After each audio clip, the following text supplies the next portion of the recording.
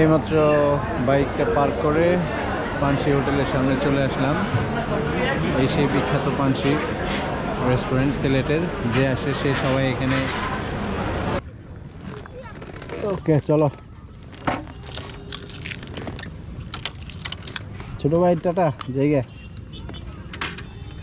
ভিডিওর আগের অংশে আপনারা দেখছেন যে আমি কমলাকান্দা হতে, অর্থাৎ কমলাকান্দার পাঁচগাঁও হতে ওই সীমান্ত ঘেঁষা রাস্তা দিয়ে চলে আসছে নীলাদ্রি লেক। আর নীলাদ্রি লেকটা আমার কাছে ভীষণ ভালো লাগছে। এখন এখান থেকে যাব হচ্ছে বারিক্কা টিলা। বারিক্কা টিলার পরে হয়তো বা জাদুকাটা নদী, সেখান থেকে সেই নদীটা পার হবো। দেন হচ্ছে ওখান থেকে পলাশ বাজার হয়ে আমরা সরাসরি সিলেট ঢুকবো ইনশাল্লাহ। এবং সেখানে গিয়ে রাতে স্টে করার ইচ্ছা আছে। অ্যান্ড বাকি অংশ সিলেট কালকে এক্সপ্লোর করবো। তো সাথেই থাকুন, দেখতে থাকুন।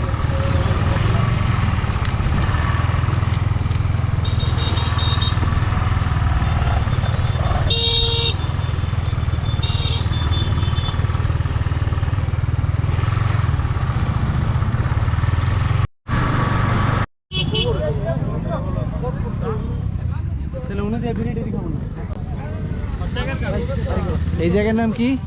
এটা হচ্ছে এই জায়গার নাম কি? এটা হলো ইয়েটিলা। কিসের? এটা হচ্ছে বারিক্কা টিলা। এটা হচ্ছে বারিক্কা টিলা। এই বারিক্কা টিলার উপরে দাঁড়ায় আছি, দেখা যাচ্ছে না, কিন্তু ওই দিকটা আমার মনে হয় পাহাড়গুলাই। ও আচ্ছা, জাদুকাটা নদীতে অলরেডি আমরা চলে আসছি। জাদুকাটা নদীতে আমরা চলে আসছি। ওই দেখেন ওই পাশে বিশাল বড় পাহাড়, এখানে চরম খাড়া একটা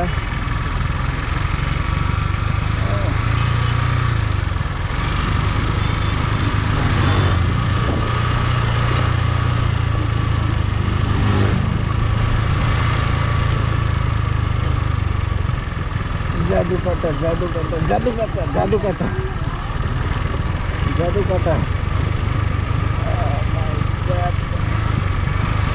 হাতের অবস্থা শেষ, ইঞ্জিন ব্রেকে কাজ নামতেছি, হর্ন কাজ করতেছে না, এটা একটা প্রবলেমে পড়ে গেছে। এরপর কোন দিক দিয়ে ঢুকছে সোজা।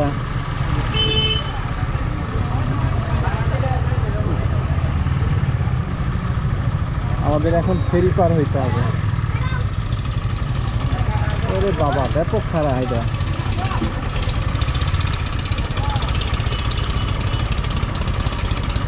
এই যে সামনে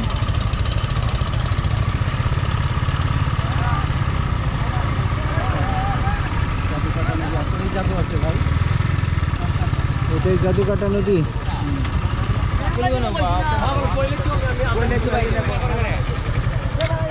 না তোমার মতো ধর 50 জন আছে।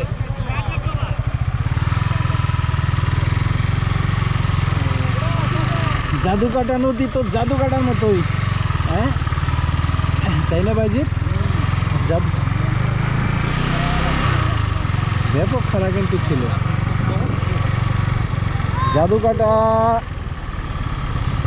জাদুকাটা কি এটা? ফেরি? ওই আমার ওই গাড়িটা কো, একসাথে যাই। আমার হর্নে কি সমস্যা এলো? আমার হর্নটা বাঁচতেছে না, হর্ন নিয়ে বাঁচতেছে না কেন? হর্নে কি সমস্যা এলো? ওইটা একটু প্যারা দিচ্ছে। আর বেশি দূর নাই, হয়তো সিরিয়ালে উঠাই দিই। হ্যাঁ পুরো যা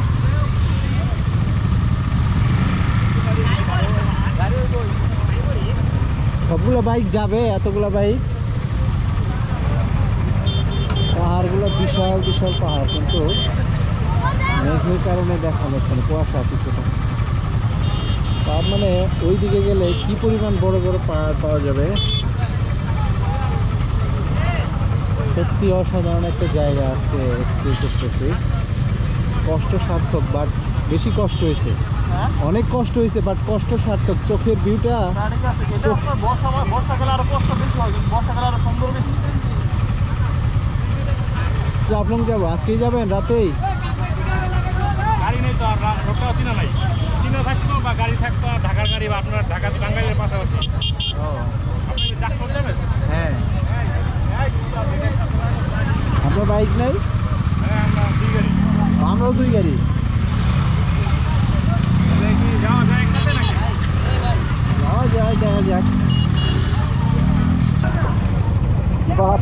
পারাপারি যায় কিন্তু exchange। মানে কে কার আগে যাইতে পারে এটা হলো বিষয় এখন।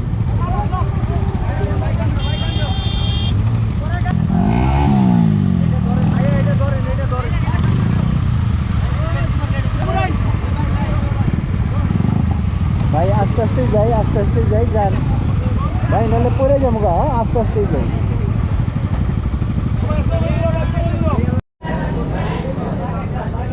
দীর্ঘ 40 কিলোমিটার রাস্তা, মানে খুবই প্রচণ্ড রকমের বাজে রাস্তা ড্রাইভ করে এইমাত্র পলাশ বাজার চলে আসলাম। এটা চলে বিশম্বরপুর রোড বলা হয়। এখান থেকে হয়তো সুনামগঞ্জ আর 30 থেকে 40 কিলো, সেখান থেকে যাব হচ্ছে না সুনামগঞ্জ যেতে হবে না। সুনামগঞ্জ যেতে হবে না, তাহলে সুনামগঞ্জের ভিতর দিয়ে ঢুকে চলে যাবো সিলেট, তাই তো? আচ্ছা, গাড়িটা ওই জায়গায় রাখলাম। আর এখন একটা টি ব্রেক। ভাইজিদের অবস্থা কি ভাই? অবস্থা তোমার?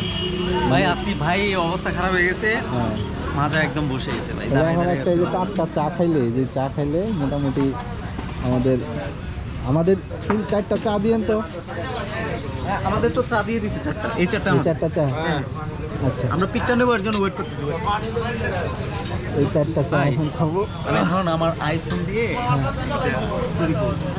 অনেকগুলো বাইক থাকার কারণে আমরা ওই সময় জাদুকাটা নদীটা পার হইতে পারি নাই, প্রথম যে নৌকাটা ছিল ওই সময়। তারপর আমরা পরবর্তী প্রায় আরও 1 ঘন্টার মতো আমাদের ওই জায়গায় লেট হয়। আর এই লেট হওয়ার কারণে আমাদের এই দিক দিয়ে আসতে অনেকটাই বেশি রাত হয়ে যায়। আমরা এখন সরাসরি সিলেট হাইওয়েতে আছি, সুনামগঞ্জের ভিতর দিয়ে।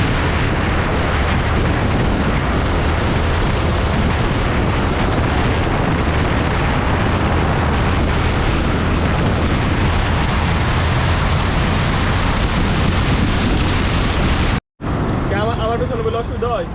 স্টেট তো এটা বই অবস্থা যে এটা তো আগেই না, যেন বই থেকে বলবো শক্ত থাকলে অনুই বই দেখি। আর ওটা আমার একটু নরম আছে পোলাপান সিলেটের কাছাকাছি ভাই, খাইয়া দিচ্ছে রে, আমার খাইয়া দিচ্ছে। সিলেটের কাছাকাছি চলে আসছে, মনের মধ্যে উৎফুল্ল আনন্দ জায়গায় গেছে। ভাই কাটমাট করে না, ডাইরেক্ট ছেড়ে দেয়। এখন কি আমার রাইডার গেলা চালাবো কেনা? আমি পিছনে বই একটু ভাইকে বাইক তো ওটা চালাবো। চালাতে পারবে না হ্যাঁ পারবে না, চলো একটু গায়ে পড়ছে গায়ে পড়ছে, মানে ওর যাওয়ার দরকার নেই। একটা নতুন গাড়িতে বসতে গেলে অ্যাডজাস্টমেন্টের ব্যাপার আছে, এটা কথা সত্য। ঠিক আছে? আমার গাড়ি ওর অ্যাডজাস্ট আছে, তারপরে আমি এখন ওরে দিব না। এখন অনেক দরকার নেই, কষ্ট হইলো আসতে হইলো সকালে 30 টাকা না যাবা 5 কিলো আছে, আর অনলি 5 এখন কিলো। পুলিশ থাকতে পারে, পেপারসের একটা ইস্যু আছে। পুলিশের সমস্যা নাই, কিন্তু পুলিশের সমস্যা নাই। ধরো গাড়ির মধ্যে বইয়া এই চলো। ওইটাই একটা ব্যাপার আছে। দিনের বেলায় এটা নাও। কালকে দিনের বেলা খুব আমি ভাই ঘুরবা, আমি পিছনে বয়ে থাকবো, যাওয়ার সময় খেলে আমি চালাই যাবো। 8-10 কিলো মনে করো চালাইলে, পরে মনে করো যে অ্যাডজাস্টমেন্টের দরকার। কালকে যে পয়েন্টে যাবো, হ্যাঁ, কালকে যে পয়েন্টে যাবো সবটি খুব আমি ভাই চালাবা। আর একবার হাইওয়েতে একসাথে যাবো। আমরা ভিতরে চালানো যাবে।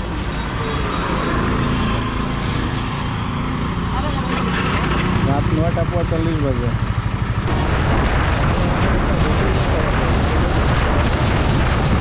অলরেডি আমরা সিলেট শহরে ঢুকে পড়ছি, এখন সিলেট শহরে আছি বলা চলে। আর রাস্তাঘাট তেমন একটা চেনা না থাকার কারণে আমরা ধীরে ধীরে দেখে যাচ্ছি। এখন আমাদের মেইন টার্গেট হচ্ছে একটা হোটেল খুঁজে পাওয়া, আর হোটেল খুঁজে পেলে আমরা সেখানে থেকে যাব। দেখি এখন হোটেল পাওয়া যায় কি না।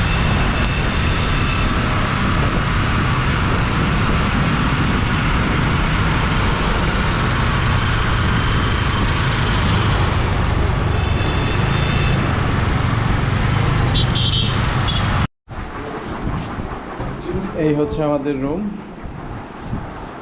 এটা এই বেডে আমি ঘুমাবো, আর এই বেডে 3 জন আর কি। এসে গোসল টোসল করলাম, এখন মোটামুটি রিল্যাক্স। কিন্তু খাওয়া দাওয়া করা হয় নাই, খাওয়া দাওয়া করতে হবে। আর এখন খাওয়া দাওয়ার জন্য আমরা যাব পানশিতে গিয়ে পানশির যত খাবার আছে সেটা ট্রাই করে দেখব। এইমাত্র বাইকটা পার্ক করে পানশি হোটেলের সামনে চলে আসলাম। এই সেই বিখ্যাত পানশি রেস্টুরেন্ট সিলেটের, যে আসে সে সবাই এখানে খায়। পানশি রাত বাজে 12টা, তারপরে কি পরিমাণ মানুষ এখানে সারা রাতই চলে। কি বড় ভাইরা হাত ধুচ্ছেন? হ্যাঁ ভাইয়া ভালো করে হাত ভাত চলে আসছে। এটা হচ্ছে টমেটো ভর্তা, এটা কি ভর্তা, এটা কি টমেটো ভর্তা ওইটা ভুল করছেন। টমেটো ভর্তা, এটা কি ভর্তা? এটা হচ্ছে আপনার অন্য কিছু, আর এটা হচ্ছে শুটকি, এটা টমেটো, আর এটা হচ্ছে আপনার মিষ্টি লাউ, করলা ভাজা। আমি ভাত নেই। সবাই কেমন?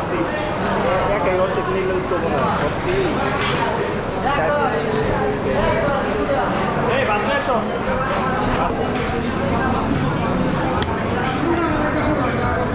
এবার দেখি খাবার টেস্ট কেমন ভর্তা।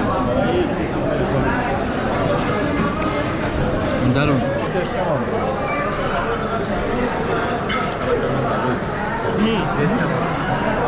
খাবারের টেস্টটা অনেক সত্যি বলে। চালটা এত মজা। এটার কি চাল বলে? এটা পাহাড়ি চাল। পাহাড়ি চাল, হ্যাঁ। পাঁচশো টাকা করে